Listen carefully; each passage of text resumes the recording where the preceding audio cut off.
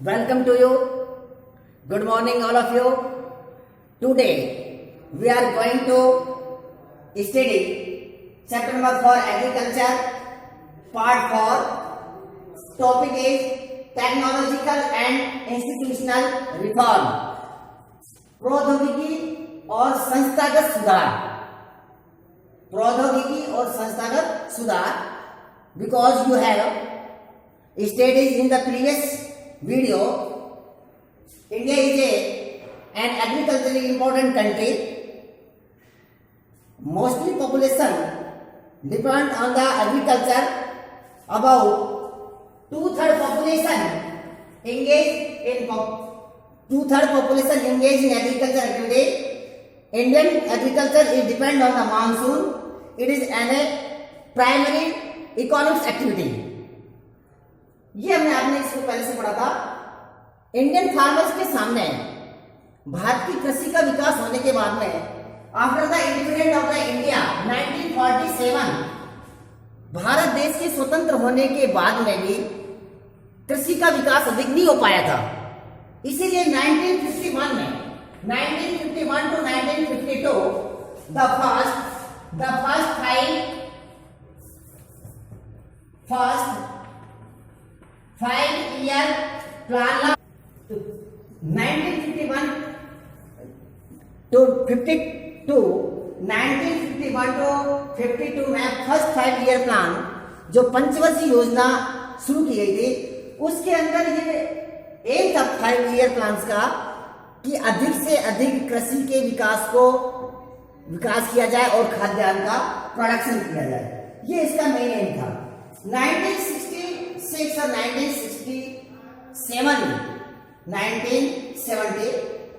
1960 और 1970 के बीच में गवर्नमेंट ने अपनी कुछ टेक्नोलॉजी रिफॉर्म्स किए, जैसे पैकिंग टेक्नोलॉजी.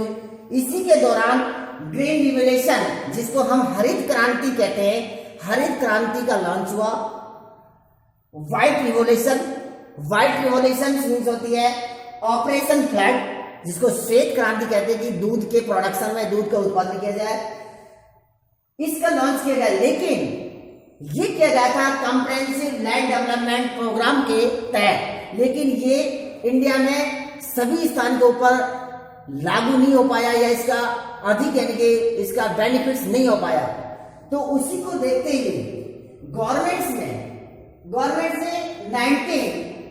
1980 और 1990 कुछ इसके गवर्नमेंट ने सुधार किए एग्रीकल्चर में, क्योंकि एग्रीकल्चर में ये प्रॉब्लम है, एक चैलेंज है कि उसमें उसका आउटपुट अच्छा नहीं आ रहा था किसानों के लिए. तो फार्मर्स की कुछ प्रॉब्लम थी, उसको किस प्रकार से गवर्नमेंट ने सुधारा, गवर्नमेंट का क्या उसमें योगदान रहा उसका. जैसे कलेक्टिवेशन एंड कलेक्टिसाइजेशन, सामूहिकरण, कलेक्टिंग करना, जिसको हम कहते हैं एक तरह से छोटे छोटे टुकड़ों को इकट्ठे करना, जिसको हम चकबंदी भी कहते हैं. जैसे कंसोलिडेशन होता है एक तरह से चकबंदी करना, जो खेतों की जो टुकड़े बटे हुए हैं उन टुकड़ों को, जैसे फॉर एग्जांपल एक लाइन का टुकड़ा इधर है, एक ये है, एक इधर है, ये इसका 1 है, बी, सी और डी अलग अलग क्यों है. इन सभी के जो लैंड्स के टुकड़े हैं, पीसेज है, उनको एक करना ताकि भूमि टुकड़ों में न बटी होना, भूमि का एक तरह सामूहिक करना. ये कुछ प्लान गवर्नमेंट ने अपनाए. उसका एबोलिशन ऑफ द जमींदारी प्रथा को खत्म करना. क्या है जमींदारी जो सिस्टम है, जैसे मान लीजिए एक फार्मर है, ये लैंड होल्डर्स है, ये मालिक है जमीन का, और बी एक फार्मर है, जमीन है ए के नाम से. जैसे मान लीजिए ये 10 बीघा जमीन है, ये ए के नाम से 10 बीघा जमीन है, लैंड है इसके पास, लेकिन इसमें फार्मिंग करना है बी. तो ए जो है एक जमींदार है, बी ये पीसेंट, ये फार्मर है. तो ए इसका एक्सप्लॉइटेशन करता है, शोषण करता है, क्योंकि जितना प्रोडक्शन होता है उसको पूरा नहीं दे पाता है, उसका बेनिफिट नहीं मिल पाता है. पूरा बेनिफिट इसको मिलता है, इसको केवल इसके फैमिली के मेंटेनेंस के लिए करता है, मेंटेनेंस के लिए इसको देता है. जैसे मान लीजिए यहाँ पर 100 बोरी गेहूं की हुई, तो इसको केवल खाने के लिए 5 से या 10 बोरी देगा, बाकी लगभग 90 जो बोरियां हैं गेहूं की ये इसके पास होगा। तो इस प्रथा को खत्म किया जाना था, एबोलिशन ऑफ जमींदारी। उसके बाद क्रॉप इंश्योरेंस। किसानों के सामने एक बड़ी प्रॉब्लम थी कि जब भी किसान अपनी क्रॉप्स को ग्रोइंग करता था तो कोई ना कोई नेचुरल एक्सीडेंट हो जाता था। तो उसने क्रॉप इंश्योरेंस गवर्नमेंट स्कीम चलाई कि फसलों का, क्रॉप्स का बीमा हो against the drought, floods, cyclone और फायर एंड डिजीज। फसल किसी न किसी कारण से हो सकता है, सूखे के कारण, बाढ़ के कारण या चक्रवात के कारण या फायर, किसी कारण से आग लग जाना या डिजीज, फसलों में कोई बीमारी आना, इससे फसल नष्ट हो जाती थी और किसान को भारी नुकसान होता था। किसान की इकोनॉमिक कंडीशन डेवलपमेंट नहीं होती थी, किसान आए दिन कर्ज में डूब जाता था, उसकी बुरी कंडीशन होती थी। इसलिए ये रिफॉर्म किए गए एग्रीकल्चर में गवर्नमेंट के द्वारा। और कौन कौन से रिफॉर्म किया जाए? इस्टेब्लिशमेंट ऑफ द ग्रामीण बैंक। ग्रामीण बैंक, क्योंकि फार्मर से जो रूरल एरिया में रहता है तो उसके लिए स्पेशल ग्रामीण बैंक इस्टेब्लिश किए गए। कोऑपरेटिव सोसाइटी, जिसको हम कहते हैं सहकारिता समितियां।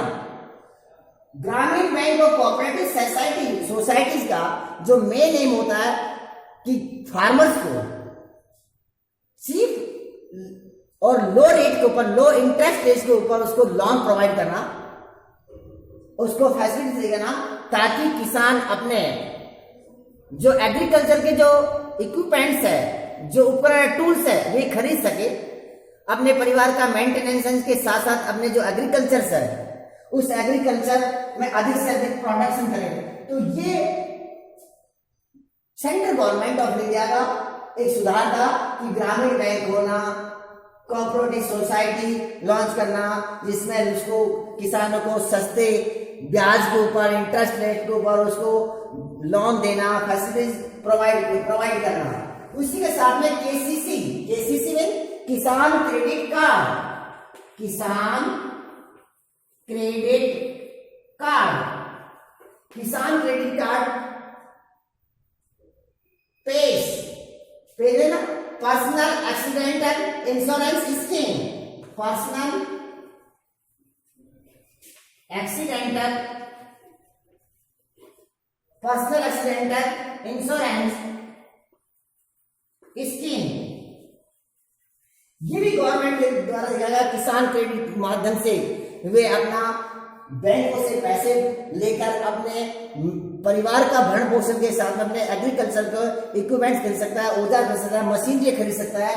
और पर्सनल व्यक्तिगत दुर्घटना बीमा, अगर किसान खेत में काम कर रहा है और उसको किसी न किसी कारण से अचानक उसकी दुर्घटना होती है, जैसे इरिगेशन कर रहा है, सिंचाई कर रहा है किसान, सिंचाई करते समय उसने स्नेक ने इसको काट लिया, सांप ने उसको काट लिया, क्योंकि ये भारतीय किसान की प्रॉब्लम रही है कि जब किसान इरिगेशन करता है पानी देते समय, क्योंकि लाइट डिपेंड नहीं है कि डे में है, नाइट में भी आ सकती है, तो अचानक अगर सांप ने उसको काट लिया और उसकी एक्सीडेंट मौत हो गई तो गवर्नमेंट उसका बीमा करती है। तो जिस तरह से पर्सनल एक्सीडेंटल इंश्योरेंस स्कीम ये किसानों को बेनिफिट देगा।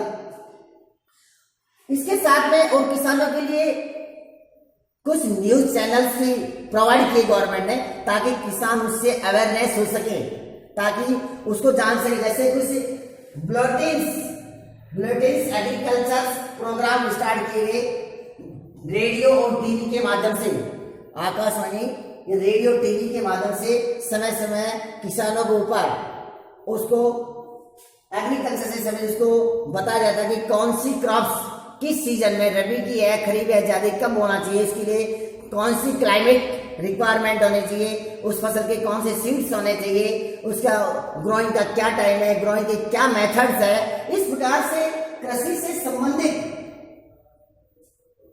कृषि से संबंधित जो प्रोग्राम है ये गवर्नमेंट के द्वारा प्रोवाइड किए।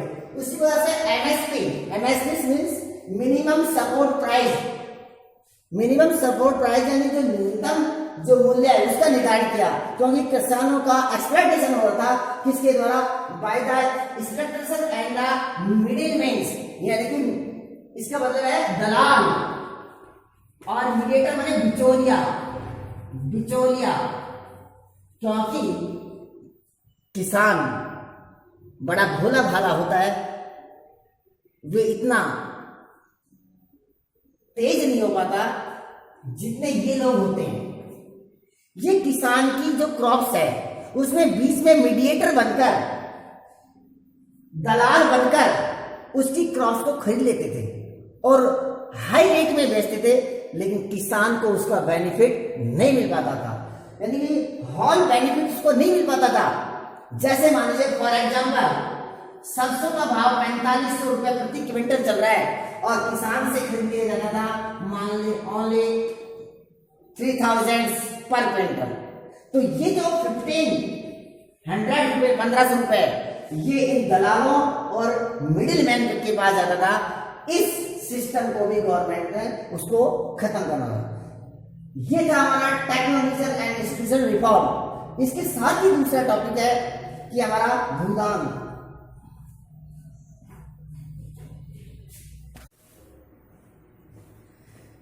नेक्स्ट भूदान ग्रामदान। क्या है ये Bhoodan Gramdan? It is the idea of the Mahatma Gandhi and followers, Mahatma Gandhi followers of the Vinoba Bhave.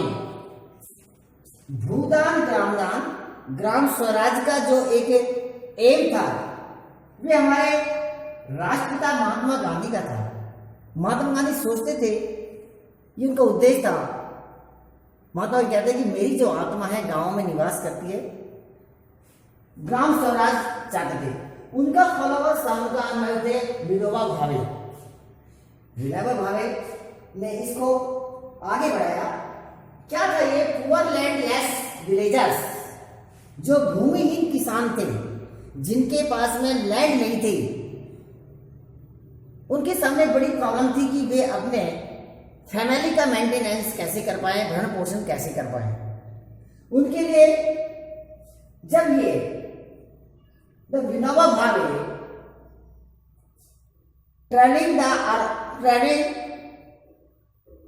The mostly region of the India, जब विनोबा भावे पैदल यात्रा कर रहे थे, spread of the message of the Mahatma Gandhi, Mahatma Gandhi का जो मैसेज था ग्राम स्वराज का, उसको भारत में जगह जगह पर जाकर उसको फैला रहे थे। तो उसी दौरान आंध्र प्रदेश में एक व्यक्ति का नाम है श्री रामचंद्रा रेड्डी। श्री रामचंद्रा रेड्डी इन आंध्र प्रदेश, विलेज है पोचमपल्ली। एक पोचमपल्ली जो विलेज थे, उस गांव में एक मीटिंग हो रही थी। उस मीटिंग के दौरान वहां के किसानों ने कहा कि हमारे पास भूमि नहीं है, हमको क्या किया जाए ताकि हमारे परिवार का भरण पोषण हो सके। विनोबा भावे ने कहा कि अगर if you want to the agriculture, I contact the central government, you will be farming in the cooperative land. तुम सहकारिता भूमि में कृषि कर सकते हो। तभी उस समय Shri Ramchandra Reddy stand up and donate the 80 acres land between the 80 labours। कितना बड़ा उसने दान किया। श्री रामचंद्र रेड्डी ने तुरंत खड़े होके अपनी 80 एकड़ जमीन को 80 मजदूरों के बीच में उसको डोनेट कर दिया, दान कर दिया कि जो लैंड ले सकते थे। इसी को हम भूदान कहते हैं, भूदान कहते हैं। लैंड सीलिंग एक्ट दूसरा ये भी कारण था। अब ग्राम क्या है? ग्राम, जब Vinoba Bhave village to village travelling on the पीडियाट, यानी जब पैदल यात्रा कर रहे थे, तो उस समय जो लैंड होल्डर्स थे उनको एक बड़ी प्रॉब्लम थी कि गवर्नमेंट ने एक रूल लागू किया था उसका नाम था लैंड सीलिंग एक्ट, कि भूमि का सीमांकन करना। तो जो लैंड ऑनर्स थे, जो बड़े बड़े जमींदार थे, उनको ये समस्या था कि कोई गवर्नमेंट उनकी जमीन को सीलिंग नहीं करते।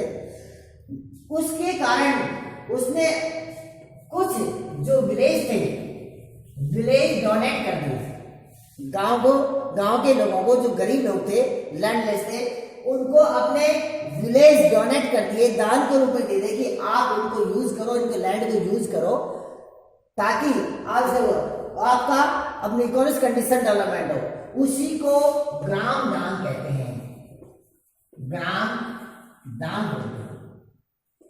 ये जो ऐसे मोमेंट्स था, ये क्रांति थी, ये विनोबा भावे का था। विनोबा भावे अगर महात्मा गांधी के मैसेज को स्प्रेड नहीं कर पाते तो शायद ये इतना बड़ा नहीं हो पाता। इसलिए विनोबा भावे, इसका नाम Vinoba Bhave Gramdan movement enacted by the Vinoba Bhave is also known as bloodless revolution, रक्तहीन क्रांति कहते हैं इसको, रक्तहीन क्रांति। क्यों? क्योंकि इसमें क्रांति में झगड़ा, जब स्ट्रगल होता है तो आपस में लड़ाई में नुकसान होता है, लेकिन ये ऐसी क्रांति थी, ब्लडलेस थी, जिसमें सभी की कोऑपरेटिव से हुआ था, एक सहमति से हुआ था, सभी से सहयोग से हुआ था, कोऑपरेशन से हुआ था।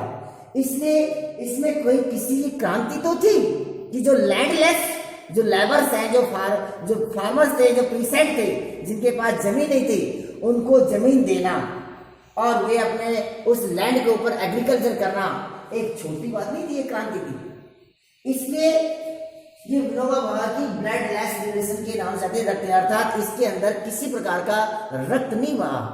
इसमें कोई ऐसा रिवोल्यूशन नहीं होता कि जिसमें शस्त्र चले हों, ये ब्लडलेस रिवोल्यूशन था। तो ये था भूदान ग्राम आंदोलन की महात्मा गांधी का एक मैसेज था, जिसके फॉलोअर्स थे विनोबा भावे ने पैदल चलकर इंडिया के रीजन, पूरे क्षेत्र में जाके पैदल जाके उसको विकास किया।